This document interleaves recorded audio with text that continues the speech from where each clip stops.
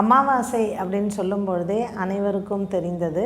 இந்த அமாவாசை அப்படின்னு சொன்னால் இறந்தவர்களுக்கு திதி கொடுப்பதோ அல்லது இறந்தவர்களை நினைத்து அன்றைய தினம் நாம் மனதில் நினைத்து கொண்டு காரியங்களை செய்வதோ என்பது அனைவருக்கும் தெரிந்த ஒன்று. இந்த அமாவாசை அப்படின்னு சொல்லும் பொழுது தை அமாவாசை, ஆடி அமாவாசை, புரட்டாசியில் வரும் மகாலய அமாவாசை, இந்த மூன்றுமே ஒரு முக்கியத்துவம் வாய்ந்த அமாவாசை தினங்களாகும்.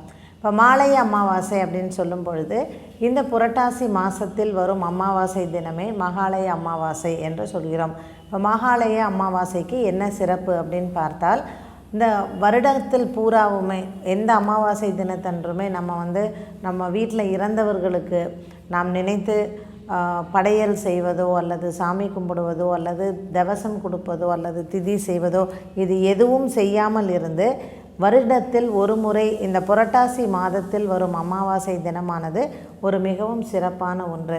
இந்த புரட்டாசி மாதத்தில் வரும் அமாவாசைக்கு என்ன தனி சிறப்பு அப்படின்னு பார்த்தால், புரட்டாசி மாதத்தில் இந்த அமாவாசையை தான் நாம் மகாலய அமாவாசை அப்படின்னு சொல்கிறோம். இந்த பௌர்ணமி தினத்திலிருந்து இந்த அமாவாசை இந்த 15 நாட்கள் இதை மாலையபட்சம் அப்படின்னு சொல்கிறோம். இந்த 15 தினங்கள் ஏன் மாலையபட்சம் என்று சொன்னால், நம் இறந்தவர்களுக்காக நாம் இந்த 15 தினங்களும் நம்மளுடைய முன்னோர்கள் மூதாதையர்களுடைய ஆசீர்வாதம் இந்த குடும்பத்தில் வர வேண்டும் என்பதற்காக இந்த 15 தினங்களில் அவர்கள் இறந்த திதி எதுவாக இருக்கிறதோ அந்த திதியில் நம்ம நினைத்து தர்ப்பணம் செய்வது இல்லை தவசம் கொடுப்பது என்பது இந்த 15 நாட்கள் நடக்கின்ற ஒன்று. இந்த அமாவாசையின் சிறப்பு என்ன அப்படின்னு பார்த்தால், இந்த மகாலய அமாவாசையில் இப்போ அக்டோபர் 1ஆம் தேதி இந்த மகாலய அமாவாசை என்றைக்கு வருது அப்படின்னு பார்த்தா அக்டோபர் 4ஆம் தேதி இந்த மகாலய அமாவாசை வருகிறது. அப்போது அக்டோபர் 1ஆம் தேதி என்ன சிறப்பு அப்படின்னு பார்த்திங்கன்னா, சந்நியாசிகளுக்கு இது ரொம்ப ஒரு உகந்த தினம். அப்போ இந்த சந்நியாசிகள் இறந்தவர்கள் உங்கள் வீட்டில் யாராவது சந்நியாசம் எடுத்துக்கொண்டு, அப்போ சந்நியாசி அப்படின்னு சொல்லும் பொழுது திருமணம் ஆகாமல் குடும்ப வாழ்க்கை இல்லாதவர்கள் உங்கள் வீட்டில் யாராவது இறந்துருந்தாங்கன்னா இந்த அக்டோபர் மாதம் 1ஆம் தேதி இவர்களுக்காக நீங்கள் சிறப்பாக வழிபடுவது என்பது ஒரு விசேஷமான ஒன்று. இந்த மகாலய அமாவாசை தினத்தில் மட்டும் ஏன் இப்படி வச்சுருக்காங்க அப்படின்னு சொன்னால், இந்த அமாவாசை தினத்தில் மட்டும்தான் இறந்தவர்களுடைய ஆசீர்வாதம் பரிபூரணமாக நமக்கு கிடைக்கிறது என்று ஐதீகம் சொல்கிறது.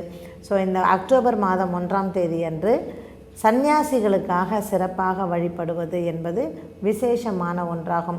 வீட்டில் சந்நியாசிகளாக இருந்து இறந்தவர்கள் அல்லது திருமணமாகாமல் குடும்ப வாழ்க்கையில் இல்லாமல் இறந்து போனவர்களுக்கு அக்டோபர் 1ஆம் தேதி அன்று நீங்கள் நினைத்து வழிபடுவது விசேஷமான தினமாகும்.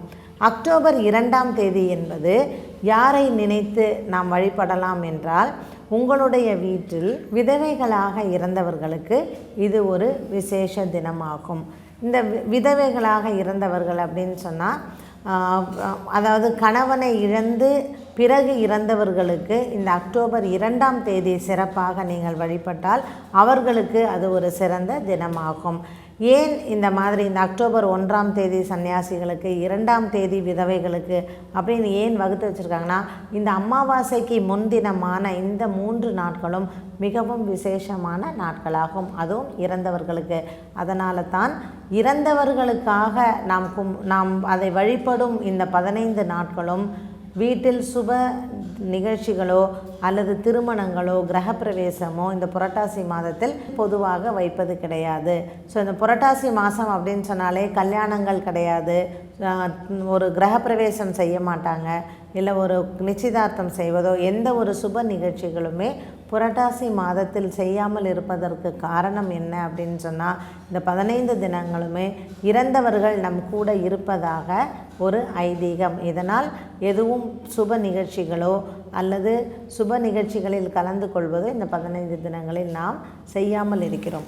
இந்த மாலைய அமாவாசைக்கு முன்னாலே இந்த 2 நாட்கள் முன்பு அப்படின்னு சொன்னால், இந்த 1ஆம் தேதி சன்னியாசிகளுக்கு, 2ஆம் தேதி விதவைகளுக்கு, 3ஆம் தேதி அக்டோபர் 3ஆம் தேதி துர்மரணம் ஏற்பட்டவர்களுக்கு, இப்போ ஆக்சிடெண்ட்ஸில் இறந்துருப்பாங்க இல்லையா, ஸோ இந்த தீ விபத்தில் இறந்தவங்க, ஆக்சிடெண்ட்டில் இறந்தவங்க, இந்த துர்மரணத்தினால் இறந்தவர்கள், அதாவது நீண்ட நாள் நோய்பட்டு ஒரு 15 வயதிலேயோ அல்லது 20 வயதிலேயோ கேன்சரில் இறந்தவர்களுமே இந்த துர்மரணத்தில் இறந்தவர்களுக்கு அந்த லிஸ்ட்டில் தான் வரும். அதனால் இந்த துர்மரணத்தினால் இறந்தவர்கள், தீ விபத்தில் இறந்தவர்கள், இல்லை ஆக்சிடெண்ட்டில் இறந்தவங்க, நீண்ட நாள் நோய்பட்டு இறந்தவர்கள், சிறு வயதில் இறந்தவர்கள், அதாவது ஒரு 20 வயசு 15 வயசு இந்த மாதிரி இறந்தவர்கள் எல்லாம் இந்த துர்மரணம் அப்படின்னு சொல்கிறோம்.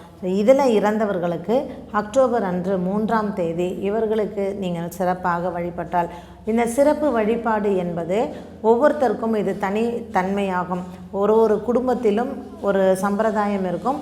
அந்த சம்பிரதாயப்படி அவர்கள் வழக்கப்படி செய்வது நல்லது.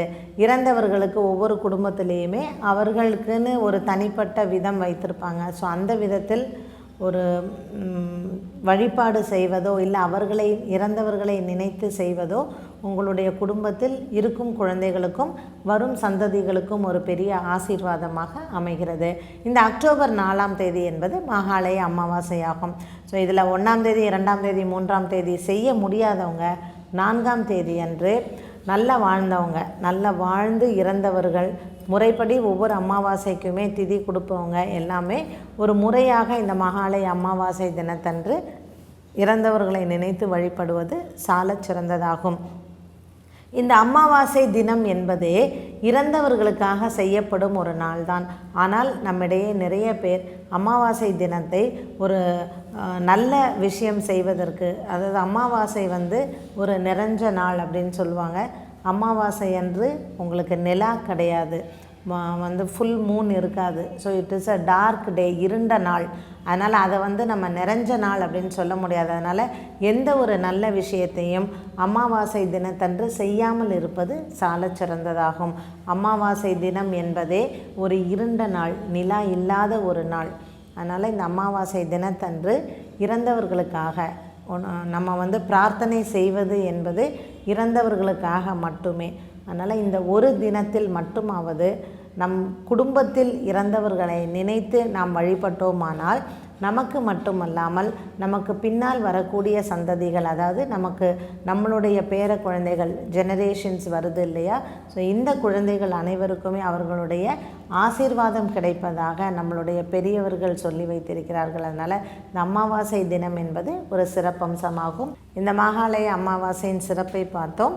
இந்த மகாலய அமாவாசை தினத்திலிருந்து தான் நவராத்திரி ஆரம்பமாகிறது. அது பொறுத்திருந்து பாருங்கள்.